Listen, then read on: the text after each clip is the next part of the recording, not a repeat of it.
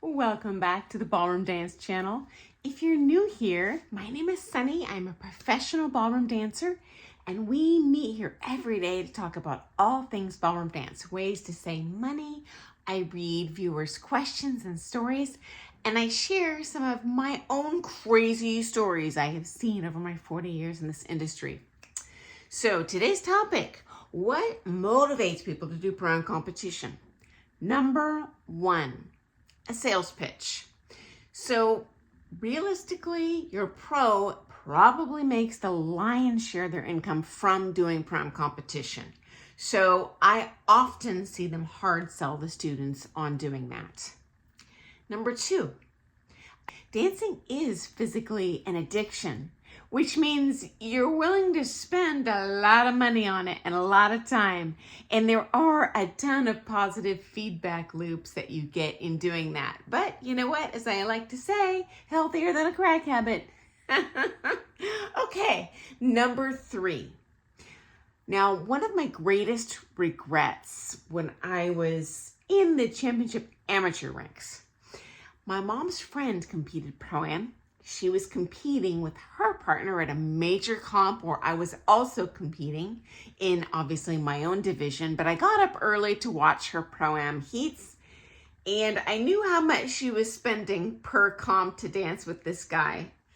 And honestly, this pro couldn't dance his way out of a paper bag. It was horrible. I was like, I cannot believe how much he's ripping her off. Now, I didn't say that. But after her rounds, we just went and clapped for her and, encouraging. But I spoke to her and was like, you might consider getting a real partner, like an amateur. You'd save so much money. You're a good dancer. Okay, I was a naive fool. She was an elderly, overweight lady who would have had no chance, realistically, to find an amateur competitive partner, okay? And I know that's horrible to say, but I just kind of know the whole culture. Meanwhile, she is an extraordinarily wealthy, older, overweight lady who got great joy out of dancing and competing with her pro. To this day, I am horrified those words came out of my mouth, and it was not to make her feel bad. It was truly pure ignorance. When I was competing amateur, and I started out very young, so when you're young and you're cute and you're spunky and you have the money to contribute to the lessons, yeah, of course you're gonna have a partner. So I just did not have a clue how hard it is for the vast majority of people, including men, including young men, how hard it can be to find a partner, let alone a good partner match for you. So I'm just horrified that I said that, and I was just very naive.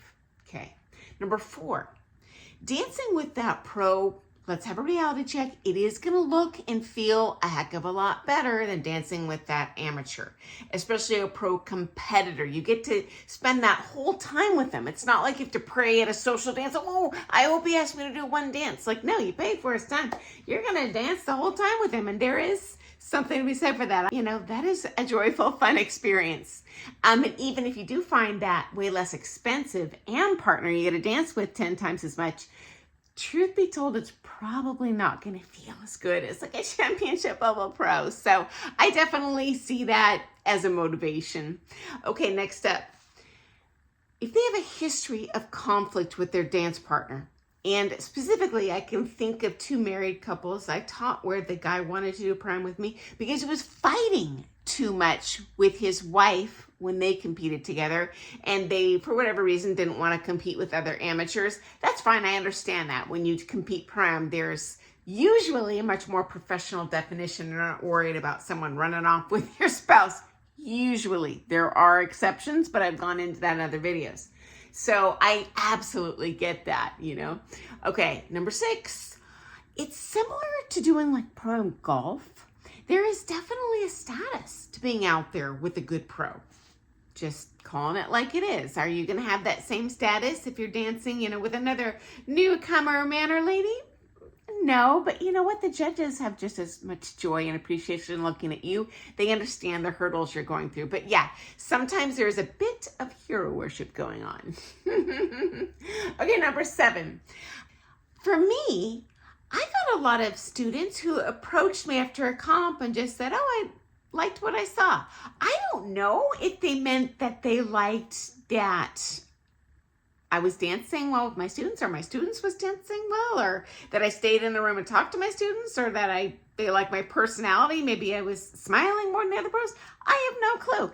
As a matter of fact, please, if this is any of our viewers here, not specifically with me, but if you saw something in a pro at a comp that you're like, hey, I want to do a prom with them, tell me what that is in the comments. Educate me, because now that I think about it, I am super curious what that exactly means, but I'm sharing it because I've heard it from a number of people. Okay, number 9, it's fun. And I'll tell you this, no one actually told me they do it for fun. But I'll tell you this, I have had a number of people tell me they stopped dancing pro-am comps with their pro because it stopped being fun. So that does indicate to me that at one point it was fun, and heck yeah. You know what? Even if it costs a lot, if my friend invites me to go fly down to Disneyland with them for a weekend, is that going to cost me a ton? Yes. Am I going to be there in 2 shakes of a lamb's tail with my Mickey ears on? Yes, and that's going to be fun. Okay, next up. If you like your pro, it's an opportunity to get to know them more, right? It's dedicated time with them. Not that you can't get to know them in the lesson, but in the lesson, at least for me, I'm going to town. I'm pounding down dancing. I definitely want to talk to them, but we just don't have the time. And even though I always do my best to not book back to back, so I have chat time, you know what? My students are busy too. They don't want to, have errands they're worried about later in the day. Many of them have high demand jobs.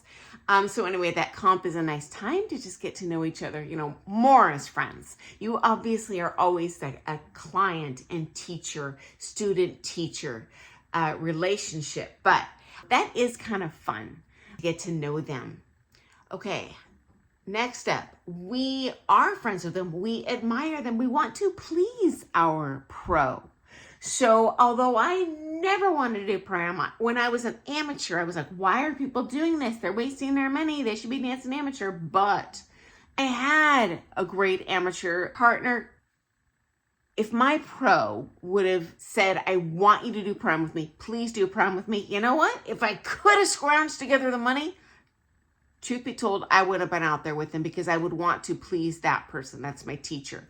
So I don't know for a fact that's what's going on here, but I can say that would probably be the one thing that ever would have motivated me to do pro-am as an amateur. I've only done pro-am as the pro, so I'm obviously from the amateur perspective, just can share what I've heard, and that looking back, I would have done prom, absolutely, if that's what he had wanted me to do for any reason. I want to please my teacher. Okay. Number 10, it's ugly, but I have personally known pro teachers who require their students to do pro-am.